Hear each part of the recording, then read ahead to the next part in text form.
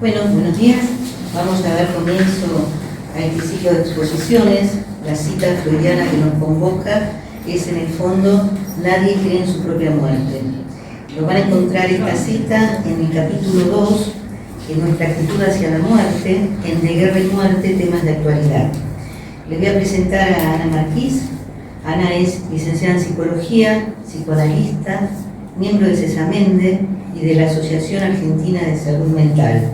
Y Ana nos va a hablar de decisiones controversiales ante la vida y la muerte. Bueno, adelante, Ana. Muchas gracias. Bueno, buenos días, me gusta que estén aquí.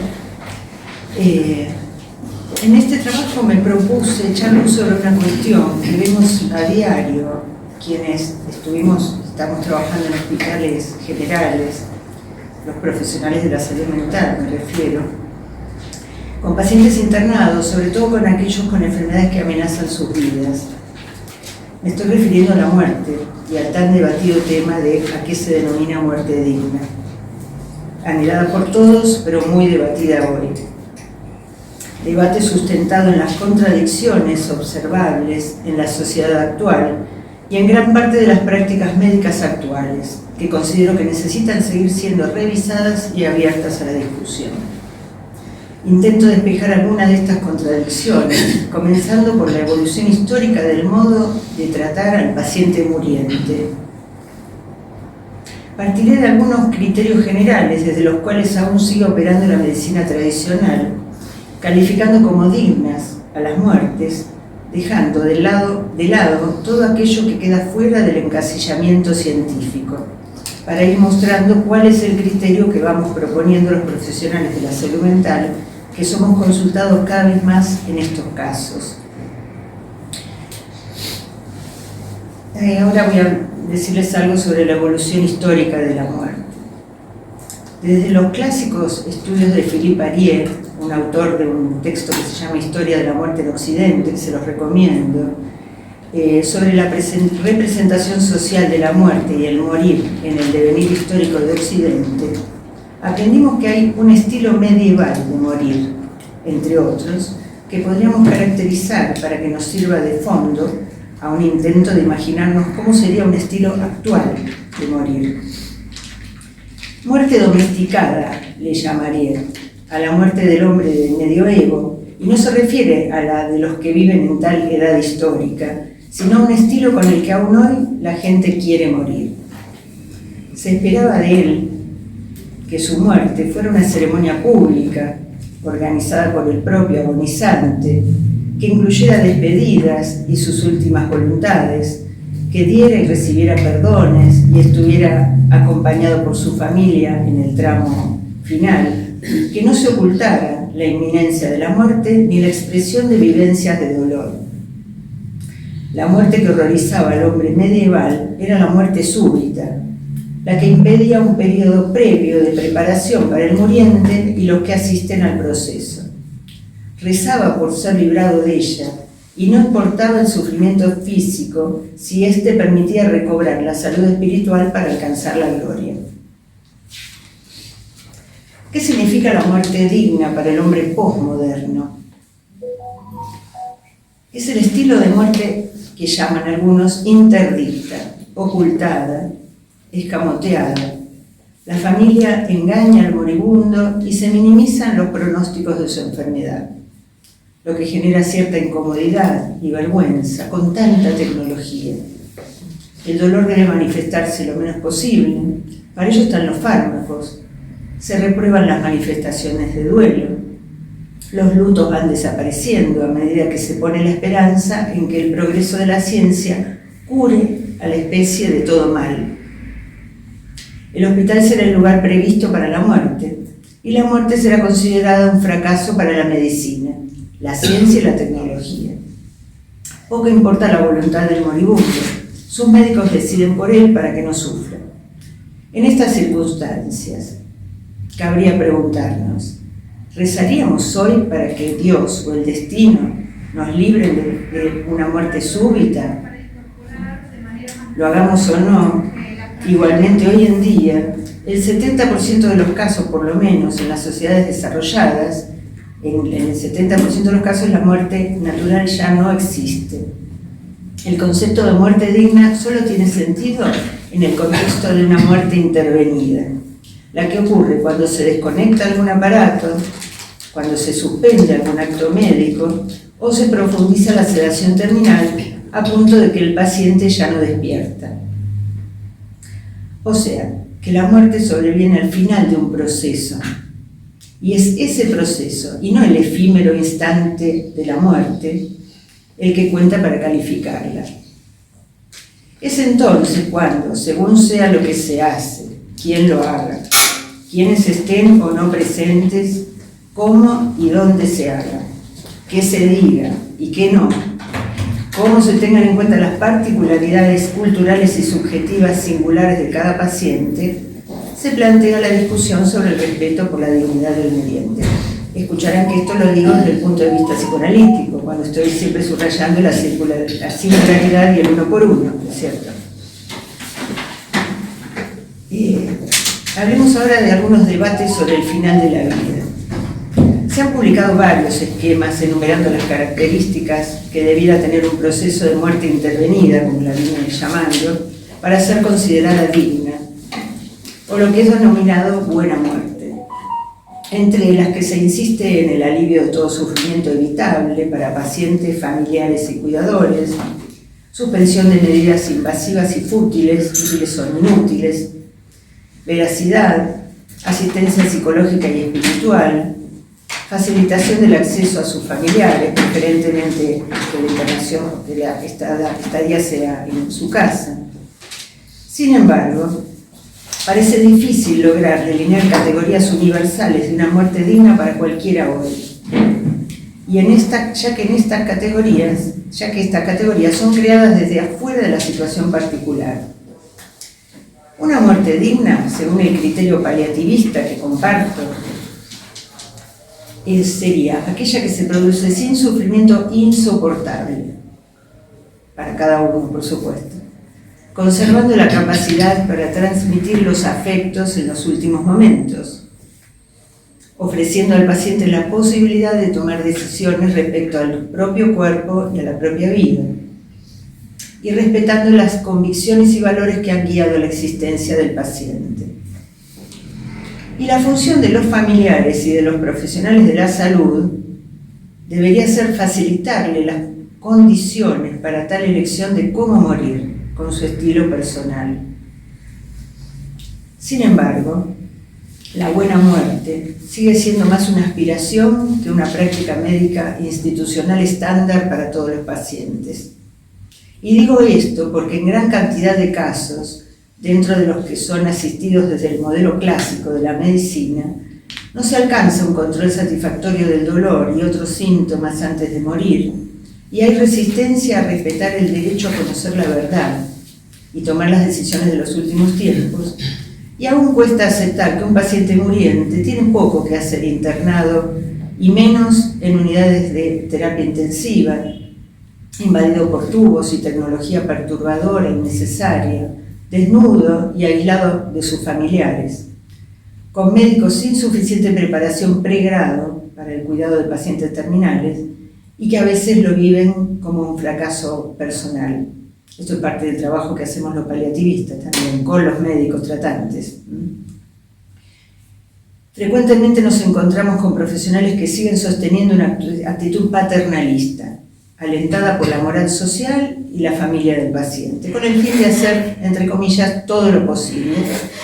Esto suele llevar a intervenciones lindantes con lo que llamamos encarnecimiento terapéutico, o las medidas fútiles que desembocan en una muerte tecnológica, artificial, como habíamos dicho, vaciada de sentido y de voluntad, y sobre todo en aislamiento. Sin embargo, tal actitud con sus pacientes, me estoy refiriendo a los médicos, se contradice con lo que surge de las encuestas que le hemos hecho a ellos, a los que trabajan con pacientes terminales. Sobre todo, preguntándoles cómo proyectarían su propio proceso de morir, en caso de encontrarse en una situación terminal. Lo curioso es que la mayoría refiere preferir no morir en instituciones, no sufrir maniobras invasivas, asistencia respiratoria mecánica y otras de ese estilo, alimentación por sonda nasogástrica, dolor no controlado. Prefieren permanecer en su casa, con cuidados ser cuidados por sus familiares y no por profesionales de la salud, es decir, sus propios compañeros. La demanda de intervención a profesionales de la salud mental, en estos casos, nos da la oportunidad de propiciar en los equipos médicos la revisión de estas contradicciones y del modelo tradicional de relación médico-paciente, en que el médico sabe y decide, y el paciente y la familia obedecen. La actitud paternalista que hemos nombrado, ¿no? En el que se delega a los médicos y se los recarga con el peso de la toma de decisiones que corresponden estrictamente a una dimensión ética y subjetiva. Intentamos así colaborar para que se arribe a decisiones lo más autónomas y reflexivas y consistentes que sean posibles, a través de lo que se ha llamado proceso deliberativo de consentimiento informado. No se trata del famoso firme acá, que en muchísimas ocasiones vemos que se da a los pacientes sin ocasión de darles tiempo para que lo puedan leer. Es firme acá y lo entregaron. La idea es que de este proceso surjan decisiones entre las opciones diagnósticas o terapéuticas que se le ofrecen como alternativas, explicando riesgos y beneficios y sobre todo corroborando que el paciente y la familia hayan ido comprendiendo esta información recibida y las posibles consecuencias de una u otra acción, hayan podido plantear sus dudas y sus propios límites. En muchos casos escuchamos a familiares que dicen: el médico me explicó de una manera brillante, la verdad que no entendí nada, términos técnicos a modo defensivo que suelen usar. De tal modo, la legitimidad de las medidas tomadas, está en el caso de realizar un proceso deliberativo, consentimiento informado, estaría dada por el proceso de toma de decisiones a través del cual se llegó a ellas, y no por la naturaleza de la intervención en sí misma, más o menos invasiva, fútil, etc. Esta nueva redistribución de poderes y responsabilidades entre médicos y pacientes, a diferencia del modelo paternalista, reubica a los médicos en el lugar de autoridad médica, basada en los conocimientos científicos concernientes a la enfermedad, quedando del lado del paciente el saber sobre su subjetividad, sobre qué vida quiere vivir, cómo, cuánto, qué es vida y qué no lo es, y qué es muerte digna para él. Ahí es donde intervenimos nosotros, los profesionales de la salud mental. Los que trabajamos, profesionales de la salud mental que trabajamos en cuidados paliativos, a veces nos encontramos con pacientes que no han sido escuchados ni consultados, que se ven prisioneros de las imposiciones institucionales, médicas, tecnológicas, familiares y sociales. Ustedes habrán escuchado el familiar que supone que comiendo e insistiendo en que coma, el paciente se va a recuperar. Que los alientan a resistir la muerte, ya que siguen destinándose más tiempo y recursos al objetivo privilegiado de la curación, cuando ya se sabe que no es posible, que al control sistemático de síntomas y al cuidado de estos pacientes. Vulnerables, temerosos y angustiados por lo incierto, deseosos de curarse, pero cada vez más cansados de dolores no controlados, tratamientos cruentos y que no resultan, pero que deben tolerar siendo buenos pacientes para vencer a la enfermedad y a la muerte. A cierta altura, por desesperación, a veces solo les piden a sus médicos no seguir sufriendo o no seguir viviendo más así, no queriendo ser testigos del deterioro de sus cuerpos, teniendo que esperar hasta que dejen de funcionar. Situaciones, por cierto, que exceden lo que es un problema médico para entrar en el terreno de la bioética. Allí es donde se pone en juego la máxima expresión de su autonomía como sujeto, su libertad de elección y su total responsabilidad en ello. Y es allí donde se les plantea a los médicos la difícil tarea de privarse de hacer uso del poder que se les otorga en nombre de la transferencia del paciente, tema que ustedes conocen desde quienes son psicoanalistas, tan seductor, por cierto, para privilegiar el respeto por su autonomía, aun cuando se encuentren frente a posiciones gozosas por parte de sus pacientes, de sus familiares o de la ciencia misma.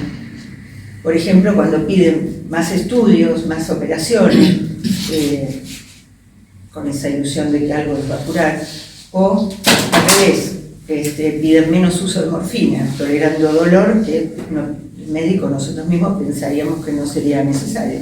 Ahí está la subjetividad, aunque no coincidamos con ella.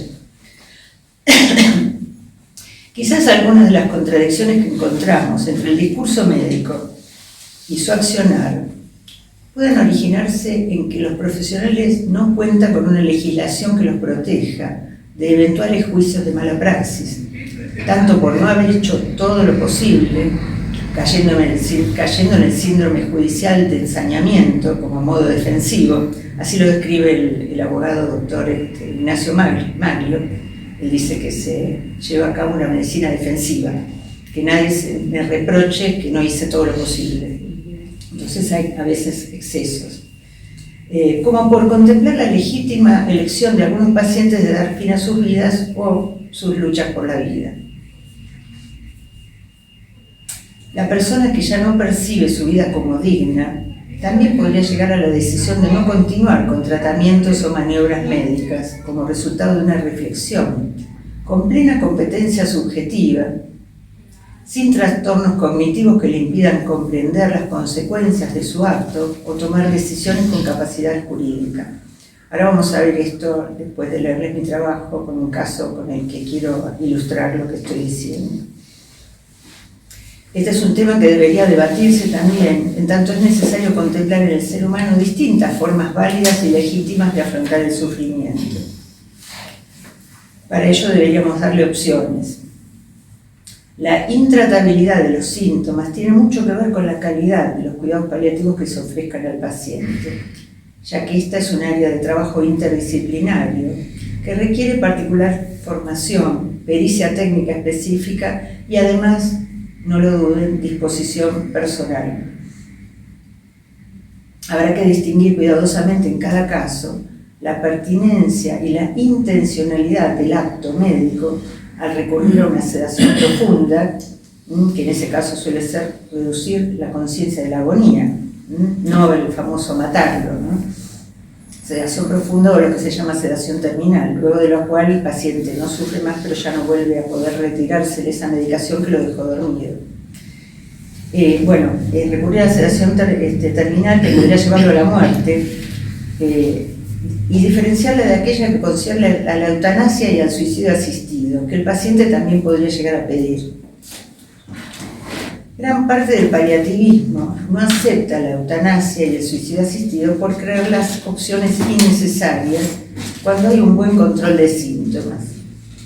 Otra parte, la minoría, las acepta en el marco de las preferencias del paciente, sobre todo cuando éste refiere un sufrimiento existencial ante la cercanía de la muerte y ante situaciones que le resultan indignas, aun cuando esté controlado el dolor. De cualquier modo, estas prácticas están penalizadas por nuestras leyes, aunque existen algunos proyectos de ley en curso para contemplar algunos casos. Pero esto hace muchos años y no llega, ¿no? Y el desafío de nuestra intervención como psicoanalistas quizá consistirá en poder contribuir a que los pacientes puedan prepararse para su muerte, si quieren soportar la vida, tal como lo sentencia Freud en alguno de estos textos, desligando sus decisiones de los ideales del otro, reapropiándose de su historia, reconociendo o construyendo una elección lo más personal posible de la forma en que quieren vivir o morir, teñida por sus propias cadenas significantes. Es decir, devolverles la palabra y escuchar esa palabra para que puedan recuperar algo del control que han perdido por su misma situación de enfermedad o por la posición de objeto en que han quedado o suelen quedar ubicados en una situación de enfermedad grave. Bueno, voy a ir terminando con esto de que ustedes ven que en el campo, en este campo, los analistas tenemos mucho por hacer, contradiciendo un poco la popular frase escuchada de nada por hacer, ¿no? Yo suelo insistir en eso, que hay mucho por hacer y hay que hacerlo ya. Y por investigar también, no solo con y por los pacientes y familias, sino también con los profesionales de la salud que nos demandan para trabajar junto a ellos, así como contribuir con nuestra opinión para intentar que las leyes puedan contemplar las particularidades individuales. Allí, esta es una frase de Jeanette Rimbaud, que ella dice, psicoanalista, ¿no? Donde las posibilidades de placer y de sufrimiento de cada uno jamás llegarán a ser generalizables científicamente ni legalmente como objeto de conocimiento, quizá podría considerarse la posibilidad de incluir la subjetividad de los pacientes, no aún la de los médicos oficialmente al menos, en algún lugar de las historias clínicas, aún extraterritorial al encasillado científico. Bueno, este es el trabajo que yo escribí y que les dije que quería ilustrar con un caso de un fallecimiento de un psicoanalista el año pasado. Me gustaría leerles en este momento. Bueno, ahora les voy a presentar una carta llamada Dio, que dejó el psicoanalista Néstor Brownstein antes de morir o generar ese suicidio del que él es autor. Ella dice, con esta carta de título Dio, Néstor Brownstein se despide de la vida con un pacto. No es un gesto desesperado, es una acción meditada durante varios meses. Ha tenido el cuidado de hacernos saber el porqué de su despedida y hasta se da el lujo de consolarnos, marcarnos un futuro esperanzador. Retomar todos sus escritos, sus videoconferencias, incluso su última carta de adiós, y trabajar en torno a ello. Hay muchas perlas ahí que aún no hemos descubierto. Solo quiero agregar, dice Marta, que les deseo y me deseo una entereza similar a la de Néstor cuando nuestra hora haya llegado. Entremos en la muerte con los ojos abiertos, si así se pudiera o pudiese. Yo hice algún recorte, puse una carta un poco larga, y me gustaría que escucharan sus motivos, el desarrollo de lo que él nos plantea.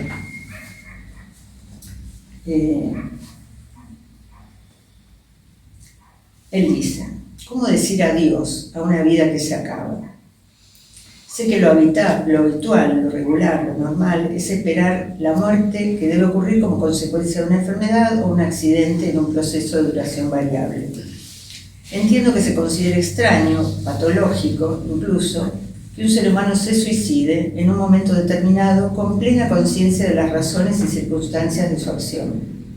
Por supuesto que siendo quien he sido y sigo siendo, lo de plena conciencia, entre comillas, es una expresión ambigua, hasta irónica, a tomar en cuenta la participación del inconsciente en todo acto, y especialmente en el definitivo del pasaje de la vida a la muerte.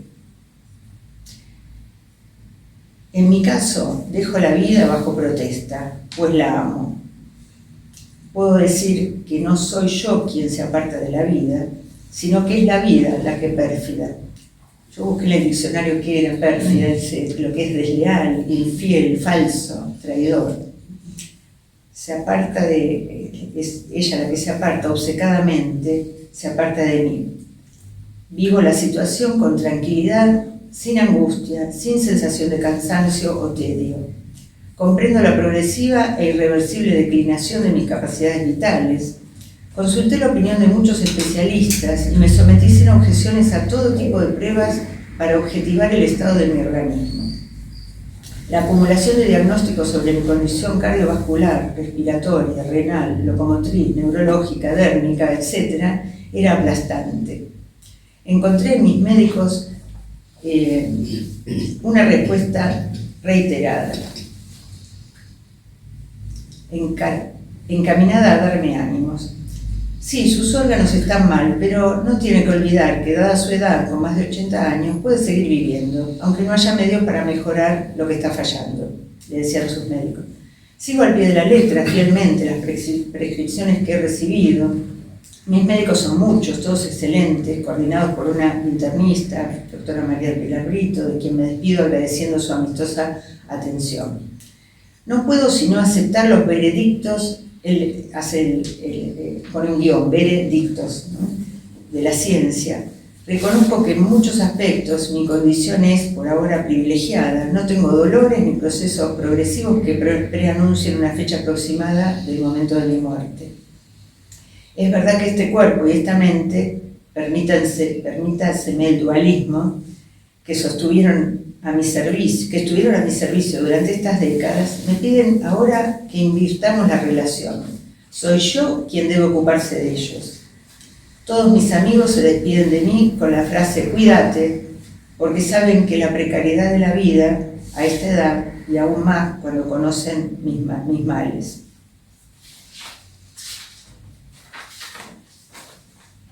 En pocas palabras, no estoy solo, no estoy deprimido y mucho menos melancólico. He vivido y seguiré viviendo los días hasta que esta carta, aún sin fecha, sea despachada, según la regla que me he impuesto como un mandato, especialmente después del comienzo de la pandemia en el 2020. Vuelvo al tema del suicidio, que tan frecuentemente se presta a diagnósticos salvajes, a interpretaciones desbocadas o descabelladas, a descalificaciones apuradas sin prestar oídos a las razones que conducen a esta determinación, a olvidar incluso los antecedentes del suicidio asistido pedido por Freud en la primera entrevista con su médico, y a recordar el consentimiento del médico de Freud, Mark Schur, cuando llegó el momento en que lo pidió en 1939. A olvidar también lo que pocos se atreven a manifestar, como si hubiese en ello algo vergonzante, que es el hecho de que Lacan se dejó morir por negligencia voluntaria, una vez que él mismo se diagnosticó una enfermedad que podía curarse médicamente, pero se negó a recibir cualquier tratamiento. O tal vez, según muchos testimonios, por notar con precisión los trastornos neurológicos que acompañaban su declinación física y mental desde 1979. Es ignorar los argumentos éticos de los muchos partidarios de la muerte digna, de la eutanasia y del suicidio asistido. No se trata en estos casos de un triunfo de la pulsión de muerte, siempre tan cómoda y a la mano para descalificar al suicida, como sucede en las religiones monoteístas y en el psicoanálisis, que no es un derivado de ellas. El llamado pasaje al acto es en muchos casos, afirmo, que también en el mío, una decisión soberana del sujeto que se opone a la muerte pasiva, consensual, esa que el mundo acepta sin chistar. Una acción frente a un impas, no un homicidio por vuelta contra sí mismo, sino una manifestación suprema de la pulsión de vida. Descripción indeleble de la libertad que nada sería sin la posibilidad de decir hasta aquí. Ya termino, falta un poquito. El suicidio premeditado, decidido en el diálogo con otro u otros, capaces de escuchar y deliberar con el sujeto que resuelve quitarse la vida sin esperar lo que el destino le depare, es un acto pleno de sentido. No el abandono ante un impulso irracional, un pasaje al acto como con frecuencia se le nombra en los casos trágicos. En mi decisión digo que me he ganado el derecho a morir a mi modo, de manera incruenta, en Barcelona, la ciudad que amo por sobre cuantas he conocido, en el momento que he elegido, pudiendo haberlo anticipado o postergado en soledad para que nadie pueda ser acusado de haber participado en una acción que, pese a recientes modificaciones legales, impide la acción directa e impone trámites burocráticos que estorban la voluntad del suicida. En el 2019, en México, compré legalmente a un veterinario el fenobarbital que hoy ingiero. Los animales pueden ser muertos por los humanos sin que ello sea delito. Los médicos no pueden prescribir barbitúricos ni los farmacéuticos venderlos. El pequeño frasco que está en mis manos desde hace mucho tiempo, tanto como bien sabía que no me precipitaría a usarlo cuando se me antojase, no cuando se me antojase, sino cuando la prueba de realidad me impusiese ciertas líneas rojas que no me permito rebasar. El no reconocimiento de lugares, gentes, espacios, la pérdida de la facultad de gozar del arte, del conocimiento del mundo en el que vivo, la autonomía para aprovisionarme de lo que necesito, pues vivo solo. Me rehúso a depender de alguien para que se ocupe de lo mío. Horror de los horrores. Ser trasladado a una residencia para ancianos donde esperaría pasivamente el final, en medio de horarios y compañías impuestos, dolores o huesos fracturados. En los últimos meses he sufrido caídas, de las que me repuse, pero llegaron al diagnóstico neurológico de parkinsonismo vascular. Mi motricidad, especialmente en las manos, está muy limitada. No puedo recurrir, sin recurrir a pinzas, no puedo abrir una botella de agua. Hasta ahora he podido caminar libremente, pero no puedo imaginarme viajando ni siquiera en AVE en Madrid, donde tan feliz me sentiría. He dado autorizaciones necesarias para la disposición de mi cadáver y la dispersión de mis cenizas, agradeciendo a los buenos amigos que las ejecutarán sin rituales fúnebres. Bueno, voy a obviar algunas otras frases. Termina diciendo: nada cabe agregar, como escribí en 1990, su trabajo llamado Goce. El suicidio es la forma más rotunda de la adicción. De ahí el obligado paso a la escritura, aquí rubricado con mi signatura. Esta es una carta que escribió el 7 de septiembre del 2022. Bueno, un tema denso, ¿no es cierto? Que nos deja a veces sin palabras.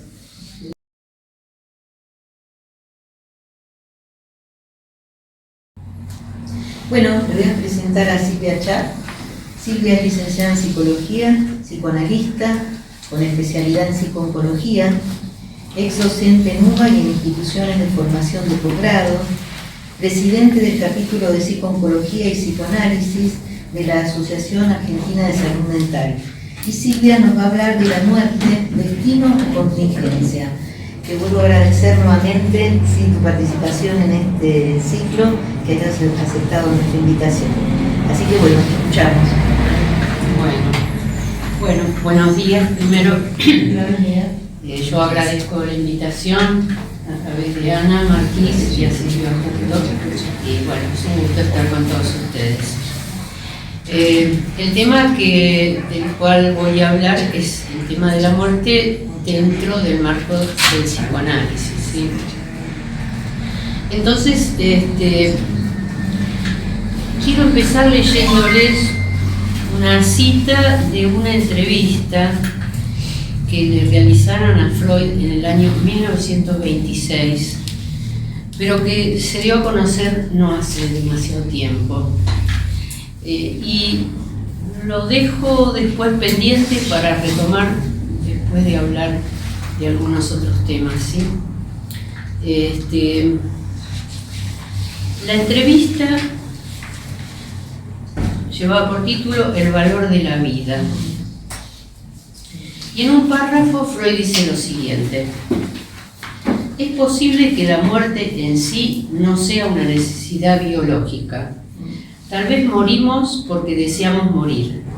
Así como el amor o el odio por una persona viven en nuestro pecho al mismo tiempo, así también toda la vida conjuga el deseo de la propia destrucción. Del mismo modo como un pequeño elástico tiende a asumir la forma original, así también toda materia viva, consciente o inconscientemente, busca readquirir la completa, la absoluta inercia de la existencia inorgánica. El impulso de vida o el impulso de muerte habitan lado a lado dentro nuestro. La muerte es la compañera del amor. Ellos juntos rigen el mundo. Esto es lo que dice mi libro Más allá del principio del placer. Como ustedes sabrán, es de 1920. En el comienzo del psicoanálisis se suponía que el amor tenía toda importancia. Ahora sabemos que la muerte es igualmente importante. Biológicamente, todo ser vivo no importa cuán intensamente la vida arda dentro de él, ansía el nirvana, la cesación de la fiebre llamada vivir. El deseo puede ser encubierto por digresiones, no obstante, el objetivo último de la vida es la propia extinción. Bueno, son afirmaciones muy fuertes y teniendo en cuenta que son del año 1926, dan para pensar, ¿sí?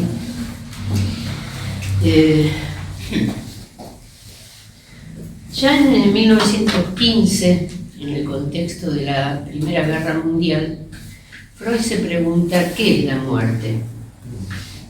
Y dice, en el fondo nadie cree en su propia muerte.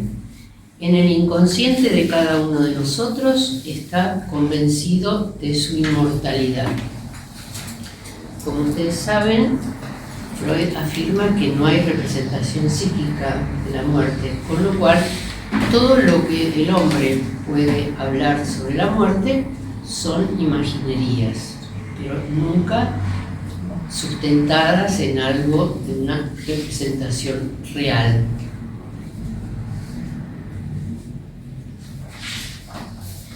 Una frase del filósofo Heidegger, muy conocida, dice que el hombre es un ser para la muerte.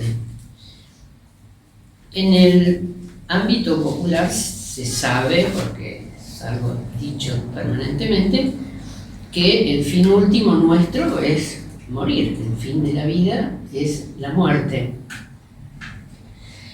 Sin embargo, como veíamos antes, al no haber una representación psíquica de la muerte y el hombre pensarse que es inmortal, tiende a pensar la muerte como una contingencia, como algo ligado al azar, producto de una enfermedad, de un accidente. Eso lo pueden observar incluso cuando fallece un ser medianamente cercano y a pesar de haber pasado por periodos de larga enfermedad o de tener muchos años de edad, el comentario de los familiares cercanos es como de sorpresa, ¿no? Bueno, ¿cómo puede ser? Podía haber vivido mucho más tiempo, ¿no?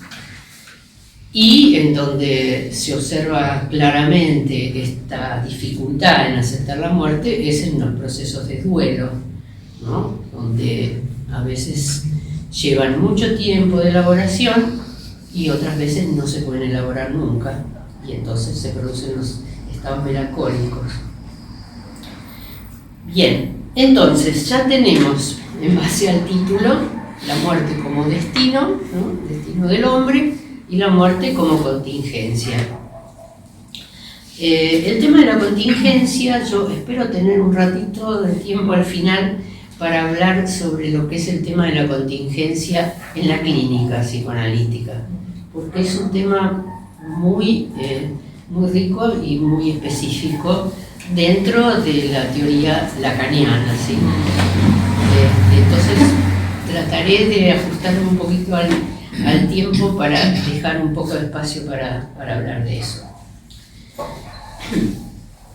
Bueno, el tema de la muerte, entonces, dentro del psicoanálisis, nos lleva directamente a pensar en el tema de las pulsiones, ¿sí? El tema que Freud investigó y desarrolló a lo largo de muchas décadas de su vida, donde fue adquiriendo distintas definiciones de dualismo, siempre dentro del dualismo, ¿no? Pulsiones de autoconservación, pulsiones sexuales, etc., hasta llegar a la más conocida, la del más allá del principio del placer, la división entre pulsiones de vida y pulsiones de muerte. Después vamos a ver que Lacan tiene otra visión respecto al dualismo pulsional, y él considera que hay una sola pulsión, y que esa es la pulsión de muerte. Lacan considera el tema de la pulsión uno de los 4 conceptos fundamentales del psicoanálisis, tal como lo expone incluso en el título del seminario 11, que se llama Los 4 conceptos fundamentales del psicoanálisis, y donde uno de los conceptos es precisamente la pulsión. Para Freud, la pulsión es un concepto límite entre lo somático y lo psíquico. Desde sus primeros trabajos, como el proyecto de una psicología para neurólogos, Freud da cuenta del origen de la pulsión en un apuntalamiento con la necesidad. A partir de una primera vivencia de satisfacción, que es mítica, el sujeto buscará repetirla, buscando el objeto de dicha satisfacción. Pero la misma será imposible, ya que estará perdido para siempre, el objeto, ¿sí? Y la vivencia también. Es interesante en esto que estoy diciendo considerar el tema de la repetición, porque para Freud va a tener un sentido muy específico, que Lacan también va a cambiar un poco el tema de la repetición en cuanto a su concepto. Entonces, una vez que la pulsión se apuntala en la necesidad del alimento para sobrevivir, ¿no es cierto?, surge la pulsión como una tendencia a la búsqueda del amor, del placer, es decir, el erotismo, ¿no? Entonces, en ese momento el motor dejará de ser la búsqueda de la satisfacción de la necesidad para convertirse en la búsqueda del placer asociado a ese acto. Ya en esta etapa oral se observa que la pulsión reúne elementos tanto eróticos como destructivos. Esto lo subrayo porque lo vamos a ver a lo largo de todo el desarrollo que hace Freud de la evolución psicosexual, y esto lo retomó también mucho Melanie Klein, ¿sí? El tema del aspecto agresivo, ¿no? Destructivo.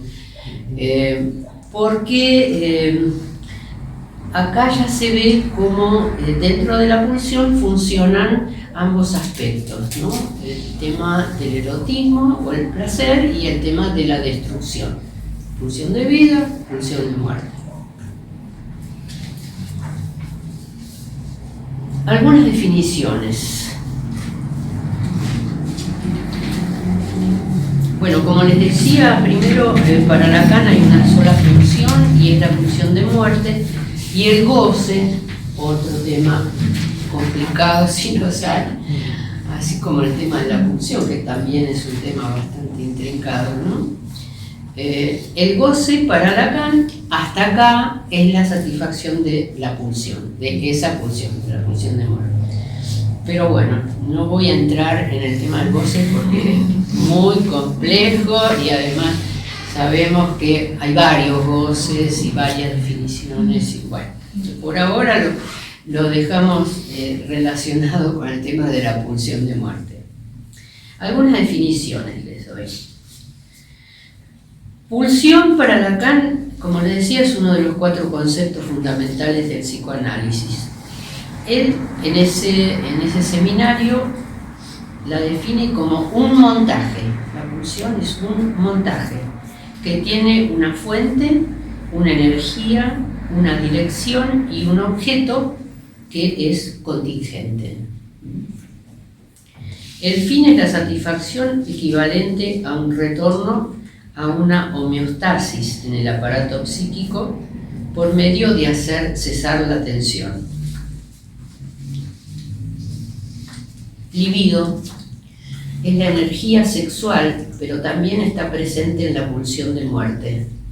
Tiene un sentido mortífero, tal como lo desarrolla Lacan en el seminario 11. Allí muestra que la muerte no es privativa de la pulsión de muerte, sino que también está presente en las pulsiones sexuales. En Freud la libido está presente en la pulsión de muerte y en la repetición de una experiencia de satisfacción que siempre es fracasada, es lo que les decía hace un momento. Y eso impulsa al ser humano a avanzar hacia la muerte. Goce. En Inhibición, síntoma y angustia, Freud lo define como satisfacción de la pulsión. Después veremos cómo Lacan va articulando el tema del goce. Placer. Lacan lo define como gozar lo menos posible. Está relacionado con la homeostasis del aparato. Para Lacan no es el principio del nirvana, como recién veíamos que lo consideraba Freud, no es la vuelta al nirvana, un estado de nirvana, de silencio total, sino de equilibrio, un estado de equilibrio. El fenómeno de la vida. En el seminario 20, aún, encore, Lacan formula cuál sería el concepto psicoanalítico de la vida y dice: no sabemos qué es el ser viviente, solo sabemos que la vida es condición del goce. Pero se trata de la vida bajo la forma del cuerpo, es decir, que el cuerpo viviente es la condición del goce. Aquí goce es un afecto del cuerpo. Estas son las definiciones que le decía hace un rato que Lacan va a ir dando. En el año 1999, Miller dictó un seminario que está publicado, que se llama La experiencia de lo real en la cura psicoanalítica, donde desarrolla la forma como Lacan examina la cuestión del cuerpo viviente y su articulación con el síntoma. Esas clases fueron recopiladas por una revista que se llama La Cause Freudienne, bajo el título Biología Lacaniana y Acontecimiento del Cuerpo. Eso está publicado en un pequeño libro, es decir, está el seminario, la experiencia real, y hay un pequeño libro que se llama Biología Lacaniana y Acontecimiento del Cuerpo, que está muy agotado, pero yo les recomiendo, si lo pueden encontrar, que lo lean. Perdón, ¿son las mismas clases? Es un extracto, claro. O sea, en el seminario está. En el seminario está, pero eso está en el seminario. Ah, ¿tenés el seminario? Entonces está. Sí, sí. Pero eso es un buen extracto, eso es una cosa pequeña, genial, pero es un buen extracto. Gracias. En la presentación de ese libro dice: el cuerpo no se restringe a su imagen especular difundida a través del estadio del espejo, sino que tiene una articulación simbólica y una vertiente real. El cuerpo habitado por las pulsiones queda atrapado en las redes significantes, se incluye en un discurso y al hacerlo mortifica al ser viviente. Ustedes habrán escuchado esa frase muy conocida también de Lacan, que dice que hablar es matar la cosa, ¿no? Bueno, la cosa está referida a la cosa freudiana, que es lo que yo hace un momento les decía de ese vínculo que establece el infante con la madre y con el objeto de la satisfacción, que es después irrepetible, pero en la búsqueda constante va a toparse siempre con insatisfacción y va a tender a recomenzar el circuito. Entonces, otra de las frases muy conocidas de Lacan es que el sujeto nace inmerso, algo así, inmerso en un baño de lenguaje. Es decir, que a través del lenguaje se genera un cambio, el aparato psíquico, diríamos, en donde se genera esta nueva condición que es de sujeto de significante, sujeto de lenguaje. En términos cotidianos, digamos. Esto ustedes lo pueden observar en niños pequeños cuando empiezan a hablar, ¿no? Cómo tienen esa necesidad, además de comunicarse para ser comprendidos, para que les entiendan qué es lo que quieren, ¿no? Y entonces buscan la forma y empiezan a balbucear palabras o copian las palabras del otro, ¿no es cierto? Pero todo gira en torno a satisfacer sus necesidades. Como veíamos, ya no es su necesidad biológica, de alimento, de cuidado y demás, sino que ya estamos hablando en términos de eros, es la necesidad de amor, la respuesta de amor del otro que vendría a ocupar el lugar ese, la mamá. Pero es interesante cómo van armando, ¿no? ese sistema de comunicación que tienen que adquirir las palabras del otro para poder comunicarse y poder obtener esa satisfacción.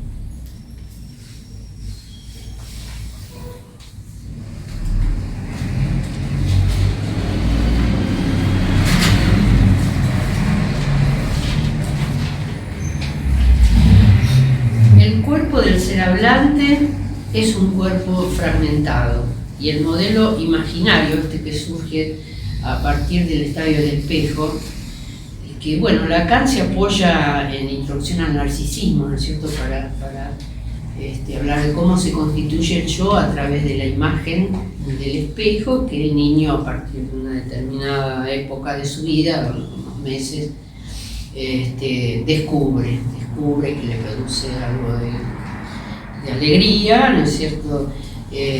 Pero al mismo tiempo lo interesante es que en la experiencia esa, dice Lacan, que el niño gira su cabeza y porque está la madre sosteniéndolo, ¿no? Porque es totalmente incoordinado, es un incoordinado motriz. Entonces está el otro sosteniéndolo, ¿no? Ese es el otro, digamos, el otro que siempre aparece en Lacan y que, bueno. Entonces, acá se constituye lo que sería la matriz del narcisismo, ¿no es cierto? El yo identificado a esa imagen. Pero sabemos que es pura imaginería porque detrás de eso en realidad hay un ser fragmentado, digamos, alguien que no se puede sostener por sí mismo y que necesita de ser sostenido por un otro. Esto genera al mismo tiempo amor y odio hacia esa imagen, ¿no?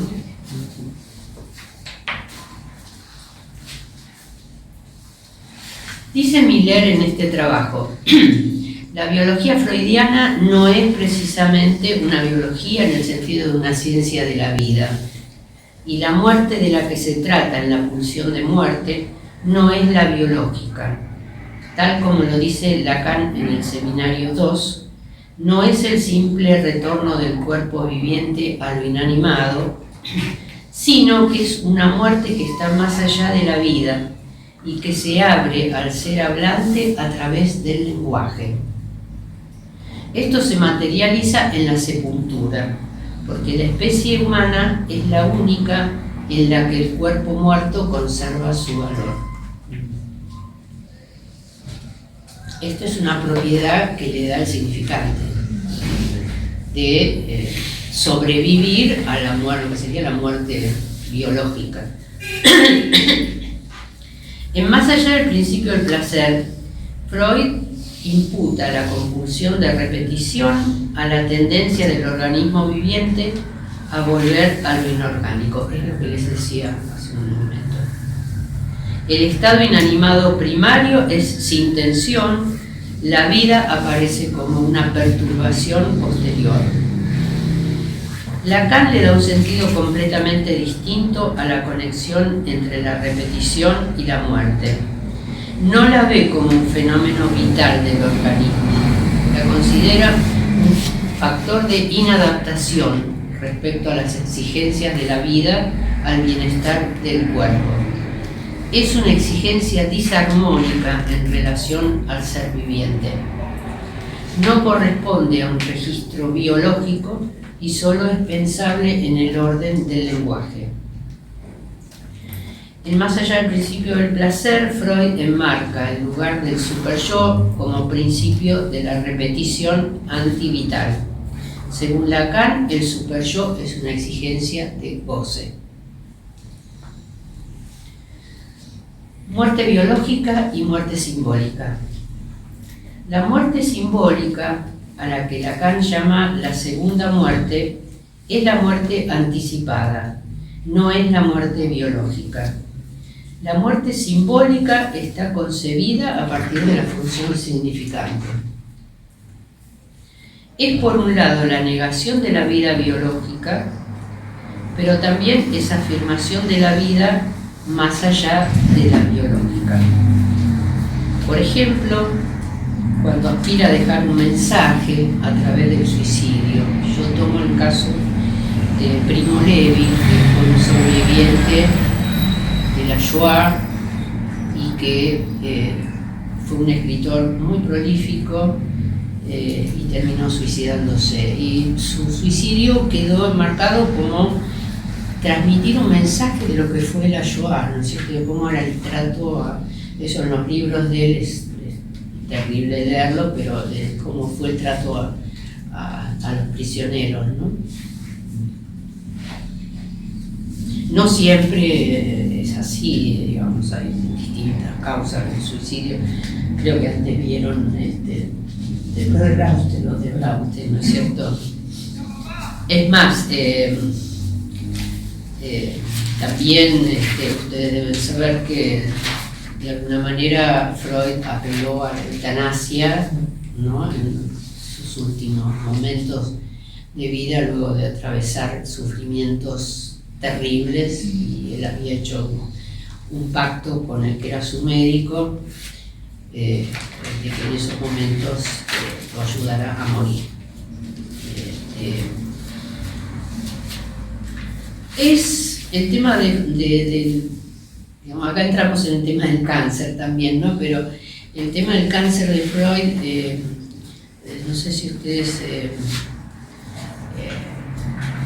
habrán leído algo del doctor Javelson, donde él tiene un libro en donde habla de supuesto cáncer de Freud, porque bueno, él era un oncólogo, empezó siendo médico clínico, después hablo un poco de él porque él fue un poco el que me introdujo a mí dentro del campo de la psicooncología, ¿no? Él empezó siendo médico cirujano, creo, ¿no?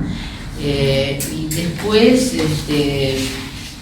se dedicó a la especialidad en oncología y terminó siendo psicoanalista, especializado en psicooncología.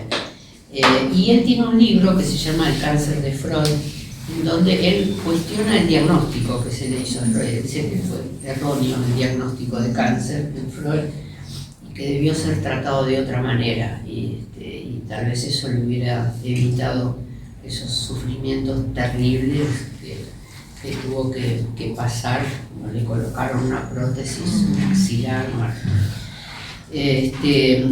La entrevista que yo, el párrafo que les leí al comienzo,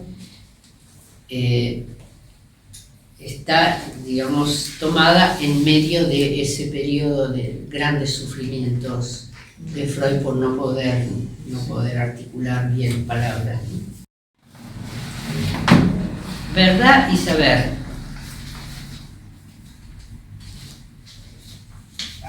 Cuerpo y goce. En La cosa freudiana, dice Lacan, es un texto de los que están en los escritos, La cosa freudiana.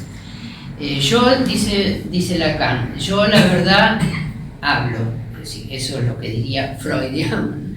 Pero en la experiencia freudiana la verdad se reveló como poco fiable, no es más que un semblante. Recuerdan que Freud, luego de empezar a tratar a sus histéricas, se dio cuenta de que no había verdad en lo que le decían. Y entonces decía, mis histéricas me mienten. Lacan hizo pasar la verdad a la escritura. Bueno, vamos a saltear un poquito esto porque vamos a ir muy lejos del tema.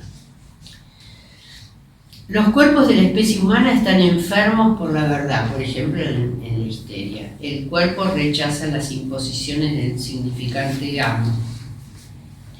Para Freud, cuando un órgano destinado a la autoconservación es sexualizado, erotizado, está asociado a un fenómeno de goce. Esto lo pueden ver en las perturbaciones psicogenéticas de la visión, de la ceguera histérica. Deja de obedecer al saber del cuerpo, es decir, porque el cuerpo tiene saberes, ¿no es cierto? Nuestro organismo funciona con un programa, no aprendido de ninguna manera, pero que con eso va funcionando. Eso es el saber, ¿no? La verdad es otra cosa. Ahora, cuando se interpone entonces esta cuestión funcional en este campo del saber, el cuerpo deja de estar al servicio de ese saber y obedece entonces a otro principio, que sería el principio del placer, ¿no? Y se convierte en un soporte de gozarse, con el acento en el autoerotismo. Si el órgano deja de funcionar, es porque está habitado por un gozarse. Recuerda que les dije antes, el goce es la satisfacción de la pulsión de muerte, ¿sí? Y todo sucede como si fuera una infracción a su funcionamiento normal, al funcionamiento normal del cuerpo, ¿no? Como si fuera culpable. Esto lo vemos muy frecuentemente en los pacientes con cáncer, cuando preguntan, ¿por qué a mí? ¿Por qué me tocó a mí? ¿En qué me descuidé? ¿No? Es decir, como si fuera responsable de su enfermedad. Pone como ejemplo al ojo, que debería servir al cuerpo para orientarse en el mundo, para ver, pero si se pone al servicio del Schaulust, del placer de mirar, es un placer que desborda la finalidad vital e incluso conduce a anularla. Aquí el luz es el placer sexual convertido en goce. Desborda el saber del cuerpo, deja de obedecerlo. El mismo organismo debe soportar dos cuerpos distintos superpuestos. El cuerpo del saber, para sobrevivir, que es el cuerpo epistémico, y por otro lado el cuerpo libidinal. El primero está regulado y esta regulación debería ser placer. El cuerpo placer obedece. Y el segundo es el cuerpo goce, desregulado, aberrante, donde se introduce la represión. No obedece al yo, sino al super yo. En estas coordenadas se enmarca el síntoma como acontecimiento del cuerpo. Este es un concepto de Lacan, que no vamos a entrar hoy a hablar de eso. Simplemente alguna definición respecto a esto. El síntoma, como todas las formaciones del inconsciente, hay una duplicación entre la significación y la satisfacción. Eso es el síntoma también en el concepto freudiano, ¿sí? El síntoma como tal constituye un goce, es la satisfacción sustitutiva de la pulsión. Y dado que el goce pasa por el cuerpo como modalidad de la vida, que es lo que decía hace un rato, esto nos conduce a la definición de síntoma como acontecimiento del cuerpo. En ese cuerpo suceden cosas imprevistas, acontecimientos que dejan huellas desnaturalizantes, disfuncionales para el cuerpo. Por ejemplo, la ceguera histérica, la parálisis motoras, la histeria, ¿sí? Acontecimientos del cuerpo son acontecimientos de discurso que dejaron huellas en el cuerpo y lo perturban y hacen síntomas, satisfacciones sustitutivas. Si el sujeto es capaz de leer estas huellas, de descifrarlas, puede encontrar los acontecimientos en los que se traza el síntoma. Bueno, yo dejaría acá, porque no quiero complicarlos más con muchos más temas, pero quería hablar brevemente del tema de la contingencia.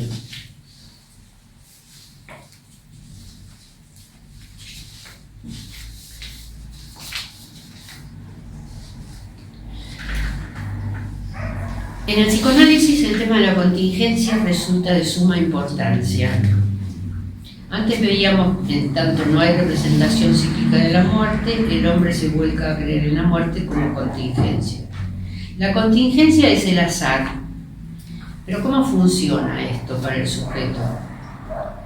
En su última enseñanza, Lacan le da un lugar especial a la contingencia y a las consecuencias clínicas que de ella se derivan. La contingencia es aquello que del azar se deja interrogar por lo simbólico. Se transforma en un hecho de discurso, en un decir que deja huellas. Cuando Lacan se pregunta por el determinismo psíquico, tal como lo considera Freud, establece una relación entre azar y repetición, entre contingencia y necesidad, entre touché y automatón, y automatón. En un psicoanálisis se trata de dar sentido a aquello que se le impuso al sujeto de modo contingente. La cura apunta a una especie de reconciliación del sujeto con los elementos contingentes que se repiten en su existencia.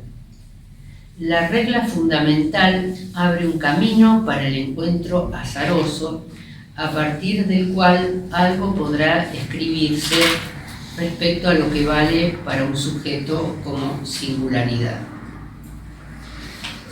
Bien, quiero, antes de hacerles un comentario sobre una viñeta, una viñeta clínica, quiero para dejarlos con un poco de esperanza, otra de las frases que dijo Freud en esta entrevista. Sí, porque esto es demasiado. Porque se ve que el entrevistador le pregunta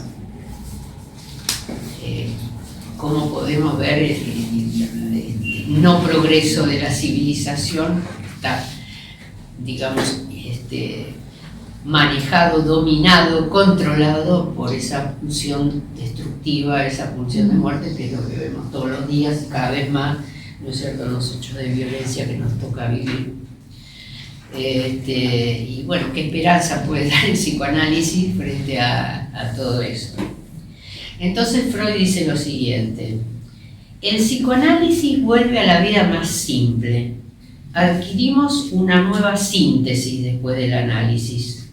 El psicoanálisis reordena el enmarañado de impulsos diversos. Procura enrollarlos en torno a su carretel. O, modificando la metáfora, el psicoanálisis suministra el hilo que conduce a la persona fuera del laberinto de su propio inconsciente. Esta frase me pareció muy... Bueno, ¿te parece que ahora hago un poco de la presentación, la viñeta clínica? Claro, un relato breve.